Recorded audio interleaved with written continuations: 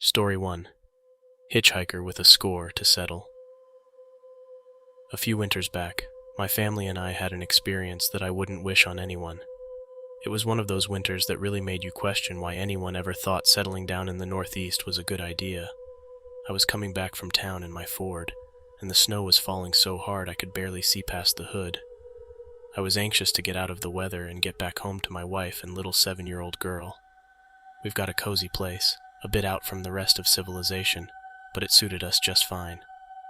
That night, though, as I was driving down a back road to my house, I saw a figure, a man, hitchhiking. Out there, in the thick of nowhere, with the snow coming down like the end of days. It was very odd.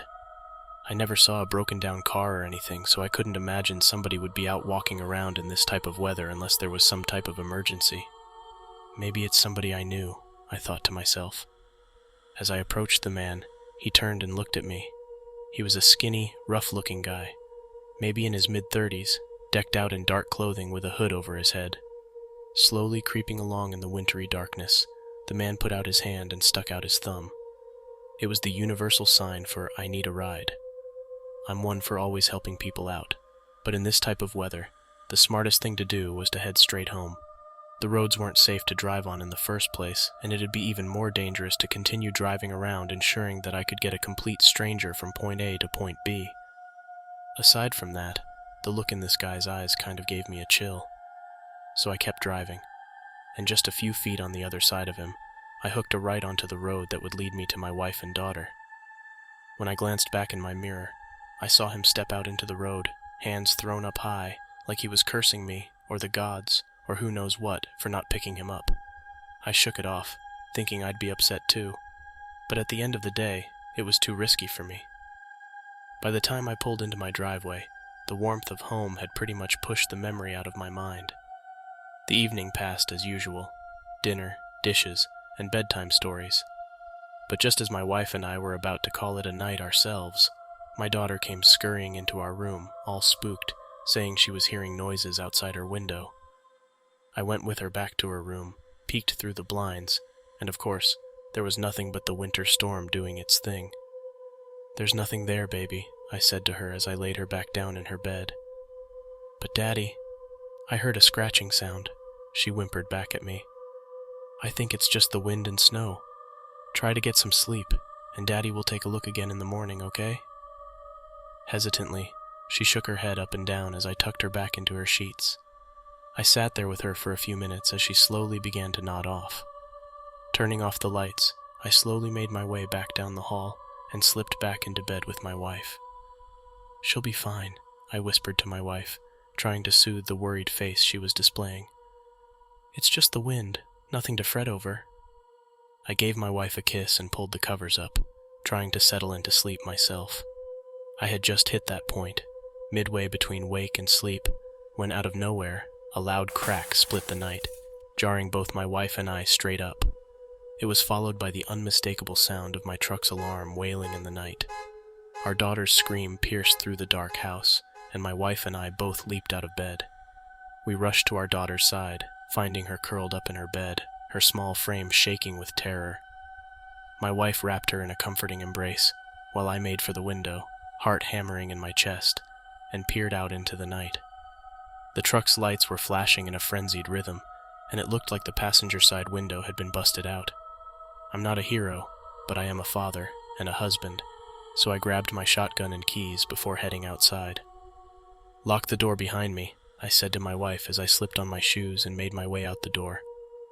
As I stepped outside, there were footprints everywhere in the snow. Around the driveway, around my truck, and most disturbingly, just outside my daughter's window. I cut the alarm on my truck, then circled the house, gun at the ready, but found nothing else. Only more footprints leading back down the driveway and out into the woods. Feeling secure enough that the perpetrator had left, my wife let me back inside and I got on the phone and called the cops. "Do you feel like the offender is gone?" the operator asked. "For now, yes," I replied back. "Then we recommend you buckle down and keep the doors locked. It's going to take quite some time to get someone out to your location in this weather."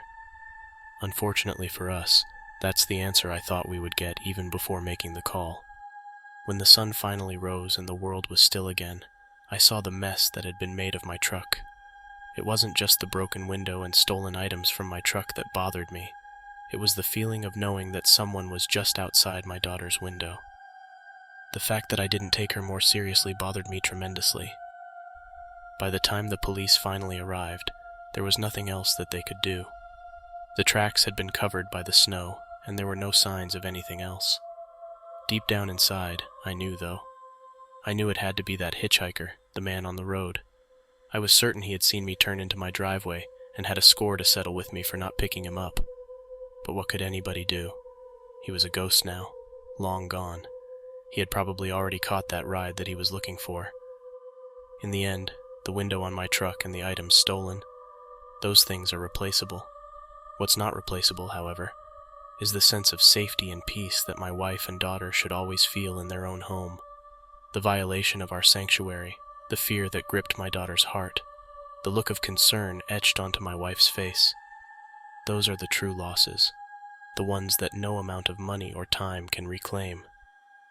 From that day on, my focus has always been on restoring and safeguarding what truly matters, the well-being and security of my family.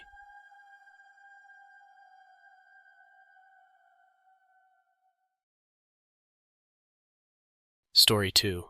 Winter Camping Horror. I'm not like most people. When the weather reports started warning of a winter storm rolling in, most folks would hunker down at home, but me, not so much. I hitched up my camping trailer, packed up enough supplies, and headed out into the woods with my old dog, Chester. I'm no stranger to winter camping. I love it, and have done it many times. It's not for everyone, though. If you don't know what you're doing, it can be deadly. If you don't have shelter, heat, food, and water, you could be in for a long ride.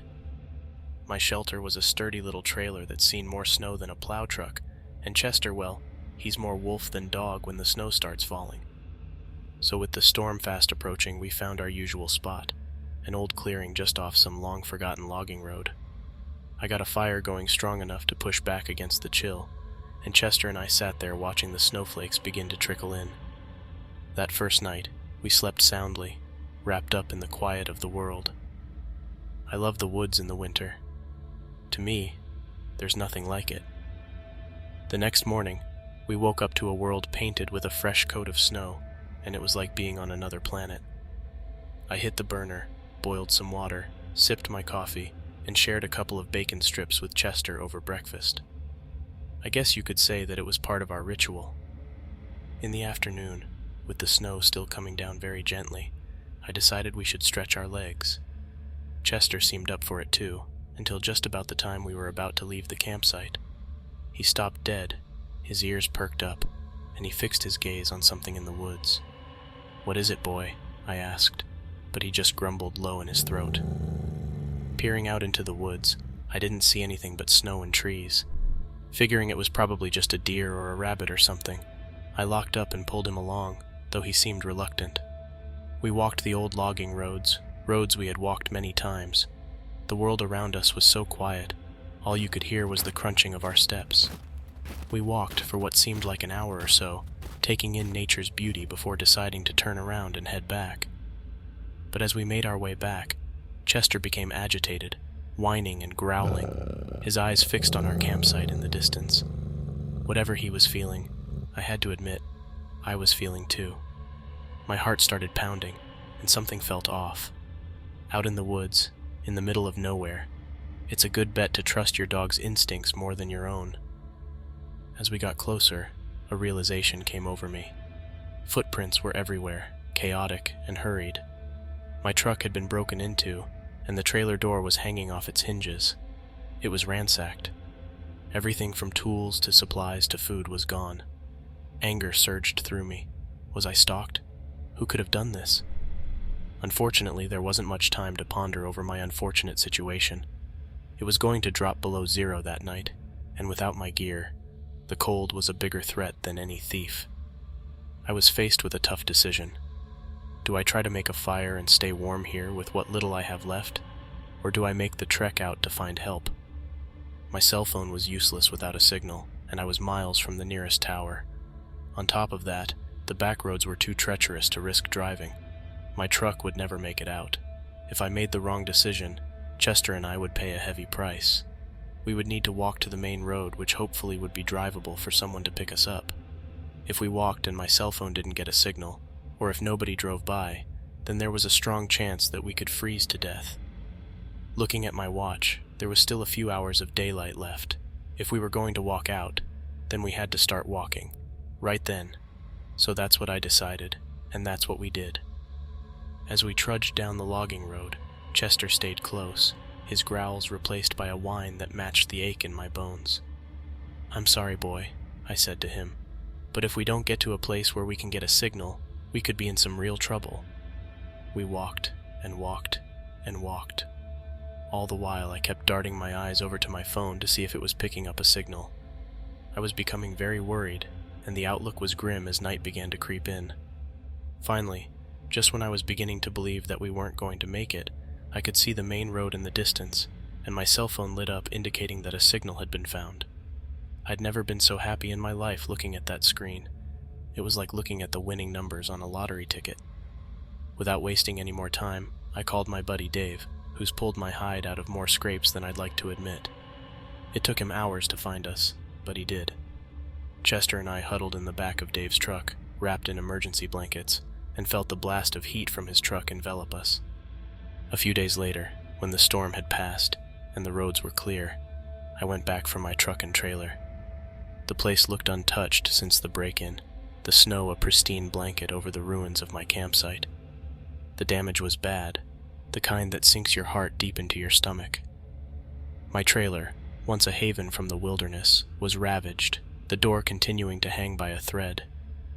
Snow covered the interior of my truck, piling in from the broken-out window. I took in the sight, letting the cold seep into my bones. I felt a sting in my gut. This was more than a simple theft.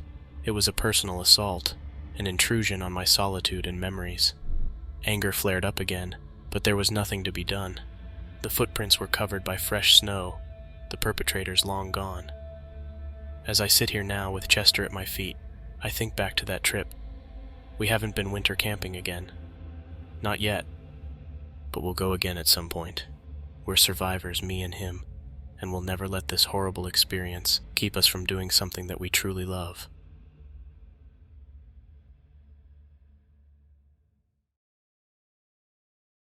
Story 3. The Longest Night. Back in '99, I was just a kid, 17 and invincible, or so I thought. It was the edge of the millennium, and you could almost taste the anticipation in the air, like we were all barreling towards something monumental. I lived in a small town not far from Salem, Massachusetts, a place with history so thick you could feel it in the frosty air, especially around winter solstice, the longest night of the year. That particular solstice, it was me and my buddies, Tyler, Joey, and Brad. We were restless, caught in that strange place between childhood and the rest of our lives. School was out for winter break, and Christmas was close, but that night we were more interested in rumors than Yuletide cheer. The rumor was that there was a cult in town, and they were planning something for the solstice, something wild and maybe a little dangerous. It was said they'd be at an old, abandoned building on the outskirts of town, one that had been empty so long it was more legend than place. We didn't buy into it, not really. But we were bored, looking for a thrill, so we piled into Tyler's beat-up Chevy and decided to take a look, just to say we did. The first drive-by was uneventful. The building looked dead, as expected, not a soul in sight. Nothing stirred, or so we thought until Brad, always the eagle-eyed one, swore he saw a flicker of light inside. We made another pass, and sure enough, there was a glow, faint but unmistakable. The others were skeptical, but Brad was adamant. So we parked a ways off, and decided to hoof it through the snow as quietly as we could to investigate. We crept around the building, whispering and trying to jump scare each other.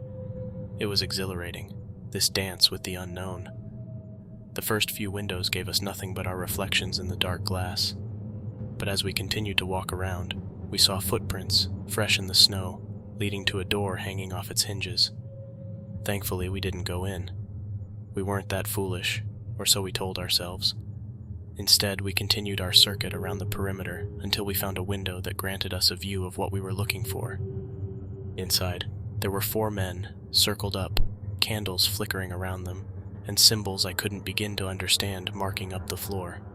They were chanting, a sound that made our hairs stand on end. We were terrified, but we couldn't look away. The ritual, or whatever it was, went on, the men's voices rising and falling in a dark rhythm. After watching this for a while, Joey, wide-eyed and foolish, whispered out, "Somebody yell at them." I remember feeling a cold hand of dread squeeze my heart. It was a bad idea, the worst. But before any of us could stop him, Brad had cupped his hands around his mouth and yelled, "Hey!" The chant broke. The men's heads snapped towards us, and their eyes met ours through the glass. My blood turned to ice. For a moment, everyone was still. Then, like he was shot out of a gun, one of the men bolted towards the broken door we had crossed earlier. "Run!" I yelled out. And we did, slipping and sliding in the snow, as fast as we could back to the car. Tyler gunned it as we piled in, the tires struggling to find a grip before the car lurched forward.